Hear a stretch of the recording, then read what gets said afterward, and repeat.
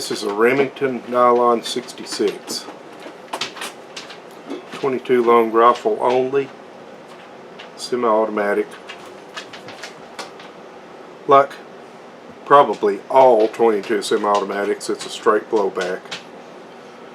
But this one is different. The Nylon 66 is different because it doesn't actually have a receiver.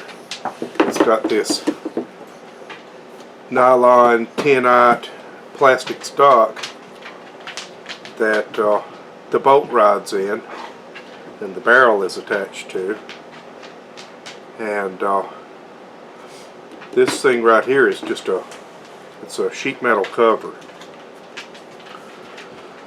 So it was pretty revolutionary when it came out in 1959. And I recently read an article about claiming that the Nylon 66 was, if you know, a survival rifle, a bug out rifle, or whatever. If you had to bug out and just grab one gun, the Nylon 66 would be the author's choice. I'm not going to talk too much about that, except to say that I remember back in the 70s, Remington had all these ads about the Nylon 66, about how it was indestructible and so on. Never needed lubrication because the bolt rides directly on nylon, which is self-lubricating. And it had these ads in magazines had stories by people who owned Nylon 66s. And at that time, the Nylon 66 had been around long enough that there were some stories like that. The one that I remember was a guy talking about, I think he was a trapper, and he talked about how he just threw his in the back of his pickup truck. In the bed of the pickup truck is what it seems like to me, but I might be wrong about that. But I think that he said that he just threw it in the bed of his pickup truck, and that was where it stayed until he needed it, and that it always worked when he needed it. And I remember that standing out in my mind as being pretty extreme treatment for any gun. But thinking back on it, I might have been misreading that, and he might have been talking about throwing it behind the seat of the truck or something. But I just don't remember. I'll have to look that ad up and see if I can find a copy of it. Now this one belonged to my friend Paul, who passed away recently, and he had it since he was a kid. This particular one is a first-year production, by the way. It was made in 1959, which you can tell by the date code on the left side of the rear of the barrel here, which is PF, Papa Foxtrot. You know, the first letter is the month in which it was produced. An interesting thing about that is the way Remington did that was they spelled out black powder, and then they needed one more letter, so they added an X on the end of it for December.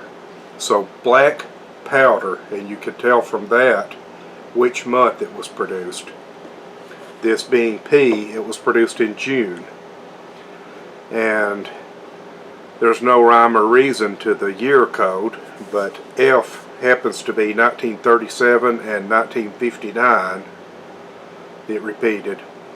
And since Nylon 66s weren't even made in 1937, that means this is a 1959, June of 59. It's in very good condition, especially given that it's 58 years old now. It doesn't have a serial number, as guns weren't required to have a serial number in the United States until the Gun Control Act was passed in 1968. Remington started putting serial numbers on these rifles in '67. I guess they saw what was coming and decided to go ahead and be ahead of the curve a little bit, so that they wouldn't have to halt production if they didn't get it done in time. Anyway, so I remember Paul telling me that many times, I guess every time he brought this gun along on our shooting sessions, he told me that he had never cleaned it because Remington used to advertise that it didn't need to be cleaned, it could just be shot, period. At least that's what he said. What Remington actually said, because I downloaded the owner's manual a while back, was that it didn't need to be cleaned for thousands of rounds. Anyway, so what Paul always told me was that he had never cleaned it and would not clean it until the first time it ever jammed. If it ever jammed, then he would clean it.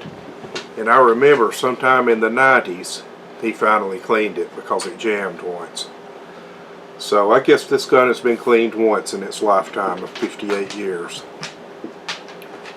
By the way, another friend of mine, Steve, also had one of these.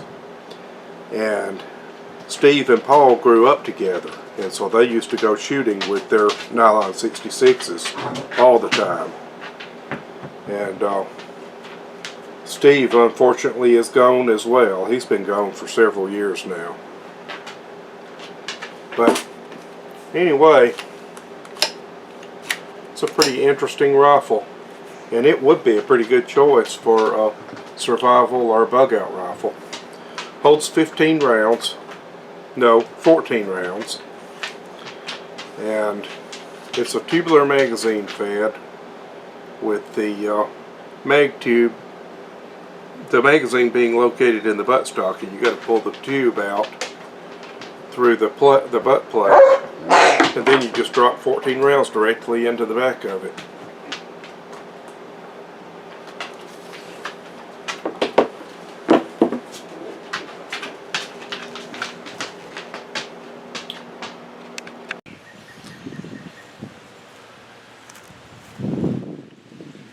Alright, let's load this puppy.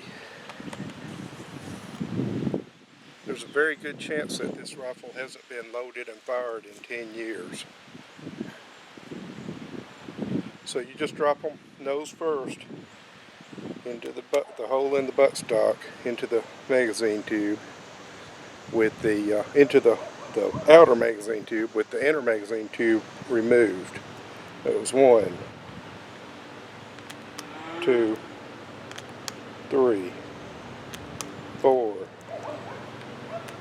5, 6, 7, 8, 9, 10, 11, 12, 13, 14.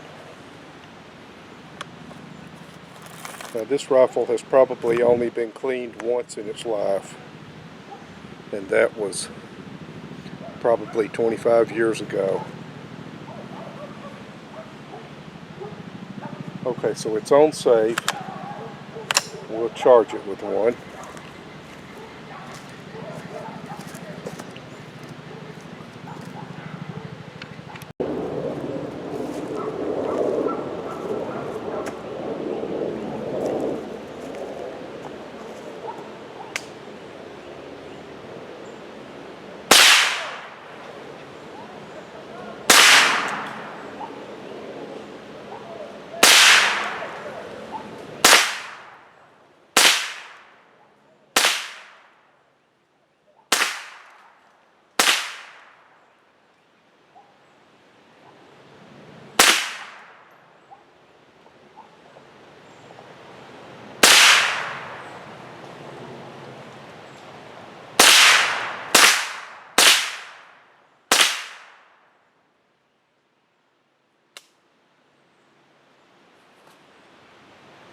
I couldn't remember if these locked open after the last shot or not.